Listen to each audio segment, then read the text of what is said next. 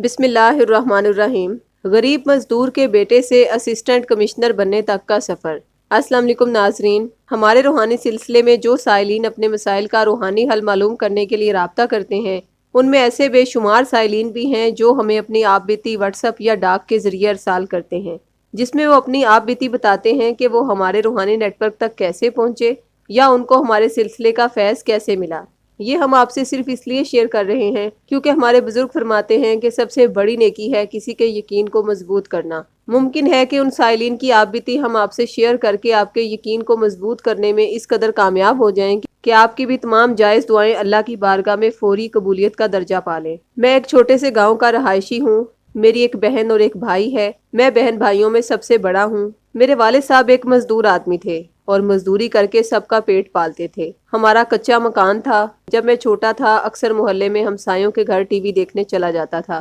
جب بھی کوئی ڈرامہ دیکھتا اور مختلف کرداروں کو بڑے آفیسر بنتے دیکھتا تو میرے دل میں بھی شوق پیدا ہوتا تھا کہ بڑا ہو کر آفیسر بنوں گا۔ پڑھنے کا شوق مجھے بچپن سے ہی زیادہ تھا، لیکن مزید میرا یہ شوق مستحکم ہوتا گیا اور میں نے دل لگا کر محنت کرنا شروع کر دی۔ میں سرکاری اسکول میں پڑھتا تھا، لیکن کلاس میں ہمیشہ اول پوزیشن حاصل کرتا تھا۔ جب میرے والد صاحب میری کامیابی کا سنتے تو ان کی تھکاوٹ دور ہو جاتی تھی۔ آہستہ آہستہ وقت گزرتا گیا۔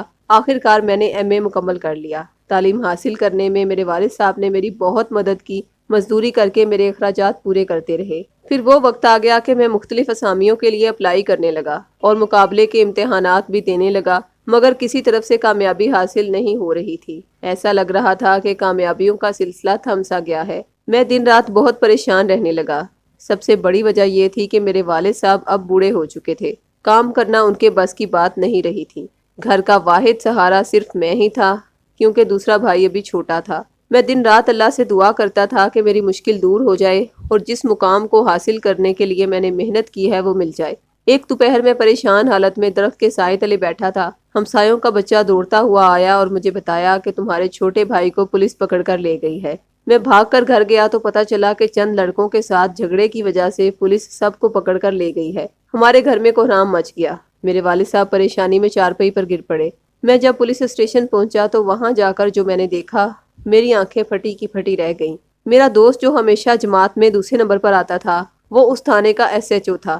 جب اس نے مجھے دیکھا تو بہت اچھے طریقے سے ملا اور میرے ساتھ مکمل تعاون کرتے ہوئے میرے بھائی کو چھوڑ دیا۔ بعد میں اس نے مجھے بتایا کہ کیسے اس نے اتنی ترقی کی ہے۔ اس نے مجھے سیدہ روحانی ویلفیئر کے بارے میں بتایا اور کہا کہ یہ سب اسی کی برکت کی وجہ سے ہوا ہے۔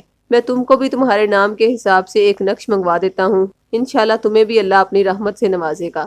2 دن بعد وہ خود میرے گھر ملنے آیا اور اس کے ہاتھ میں وہ لفافہ تھا جس میں وہ نقش تھا۔ میں نے وہ نقش اس سے لے کر اپنے پاس رکھ لیا اور روزانہ کی بنیاد پر ان کی اجتماعی دعا میں شامل ہونے لگ گیا۔ کچھ دنوں بعد میں نے اسسٹنٹ کمشنر کے پیپر دیے۔ اس کے بعد میں معمول کے مطابق دعا کا حصہ بنتا رہا اور اس عمل کو نہ چھوڑا۔ کچھ مہینوں بعد میرا انٹرویو ہوا۔ پھر 2 مہینوں بعد اللہ کی ایسی رحمت ہوئی کہ میرے اسسٹنٹ کمشنر کے آرڈر آ گئے۔ الحمدللہ اب میں اس عہدے پر فائز ہوں جس کا میں نے بچپن میں خواب دیکھا تھا۔ میرے والدین بہت خوش ہیں۔ یہ سب اس روحانی نقش کی بدولت ہوا۔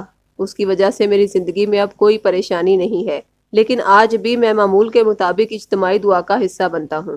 ناظرین، اگر آپ بھی اپنی ذاتی زندگی کے روحانی مسائل کے حل کے لیے اپنے نام کا قرآنی تعویذ بنوانا چاہتے ہیں تو ویڈیو کے ڈسکرپشن میں دیے گئے فون نمبرز پر رابطہ قائم کریں۔ شکریہ۔ اللہ حافظ۔